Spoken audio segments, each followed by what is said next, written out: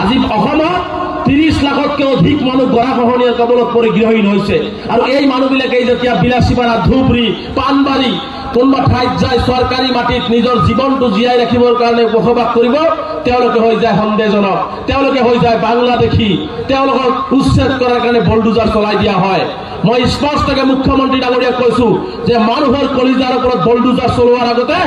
দম আছে যদি গৰাখহনীয়া ৰোধ কৰি চহৰৰ মানুহক চহৰতে শান্তিত জীয়াই থাকিবৰ ব্যৱস্থা গ্ৰহণ কৰি দিয়ক অন্যথায় এই আপুনি বলডুজাৰ চলোৱা নীতি মানুহ জীয়াই থাকিবৰ কাৰণে বাসস্থান লাগিবই মানুহ জীয়াই থকাৰ কাৰণে অন্ন লাগিবই মানুহ জীয়াই থকাৰ কাৰণে তেওঁলোকক ঘৰ বাৰী লাগিব মাটি লাগিব আৰু সেই মাটি আমাক দিব লাগিব আমি হিমন্ত বিশ্ব শৰ্মা ডাঙৰীয়াৰ মাটি বিচৰা নাই আমি হিমন্ত বিশ্ব শৰ্মা ডাঙৰীয়াৰ পৰিয়ালৰ মাটি বিচৰা নাই আমি বিজেপি দলৰ মাটি বিচৰা নাই আমি বিচাৰিছো আমি ভাৰতীয় নাগৰিক আমি অসমৰ বাসিন্দা আমি গৰাখহনীয়াত গৃহহীন হৈছো আমাক ভূমি দিব লাগিব আৰু ভূমি নিদিলে আমি ভূমি কাঢ়ি অনাৰ ব্যৱস্থা গ্ৰহণ কৰিব লাগিব গতিকে নীৰৱতা আৰু বেছি না আমি বহুত সহ্য কৰিলো সহ্য কৰি কৰি আজি ৱাল পাই গৈছে আজি সহ্যৰ সীমা পাৰ হৈ গৈছে গতিকে সেইকাৰণে আমি কৈছো আমি কোনো জাতি জনগোষ্ঠীৰ বিৰুদ্ধে নহয় আমি কোনো ধৰ্মাৱলম্বীৰ বিৰুদ্ধে নহয় আমি বিচাৰিছো অসমৰ প্ৰত্যেকটো জাতি জনগোষ্ঠীৰ লগত অসমৰ নিপীড়িত নিৰ্যাতিত এই চহৰবাসীও আগুৱাই যাওক কাৰণ অসমত কেৱল গুৱাহাটীৰ মানুহে অসম আগুৱাই লৈ যাব নোৱাৰে কেৱল শিৱসাগৰৰ মানুহে গুৱাহাটী আগুৱাই লৈ যাব নোৱাৰে কেৱল ধুবুৰী টাউনৰ মানুহে অসম আগুৱাই লৈ যাব নোৱাৰে যেতিয়ালৈকে পাহাৰ ভৈয়াম চৰ নদ নদীৰ সকলো মানুহে একত্ৰিতভাৱে অসমখন আগুৱাই লৈ নাযায় তেতিয়ালৈকে অসম কেতিয়াও আগুৱাই নাযায় মুখ্যমন্ত্ৰীয়ে মাজে মাজে কয় না যে 5খন ৰাজ্যৰ ভিতৰত এখন ৰাজ্য কৰিম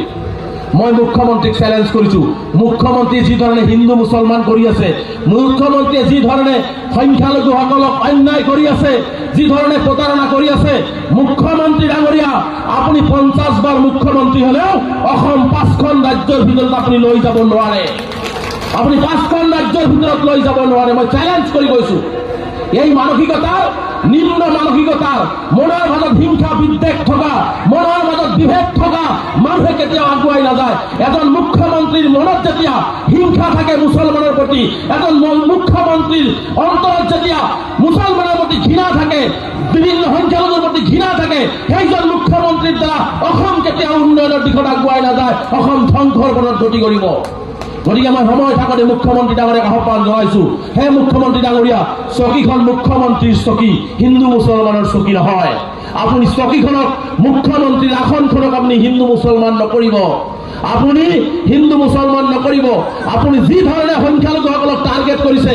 কথা নাই বতৰা নাই উচ্ছেদ কথা নাই বতৰা নাই ৰাতাৰাতি বৃদ্ধা পিতৃ মাতৃৰ ঘৰ বাৰী শেষ কৰি দিয়া হৈছে কথা নাই বতৰা নাই মাদ্ৰাসাত বলডুজাৰ চলাই দিয়া হৈছে কথা নাই বতৰা নাই মানুহক ৰাতি ঘৰৰ পৰা উলিয়াই দিয়াৰ ব্যৱস্থা গ্ৰহণ কৰাইছে মুখ্যমন্ত্ৰী ডাঙৰীয়াক এটা কথা স্পষ্ট কৰিব বিচাৰিছো নেদেখাজনৰ বিচাৰ কিন্তু খুব লাহে লাহেই হয় এই যে আপুনি সংখ্যালঘুৰ ওপৰত অন্যায় কৰি আছে এই যে সংখ্যালঘু বৃদ্ধা পিতৃ মাতৃ ঠাণ্ডাত মুকলি আকাশৰ তলত আছে কোন কোন ল'ৰা ছোৱালীয়ে আজি মুকলি আকাশৰ তলত আছে তেওঁলোকৰ এটপাল চকুৰ পানী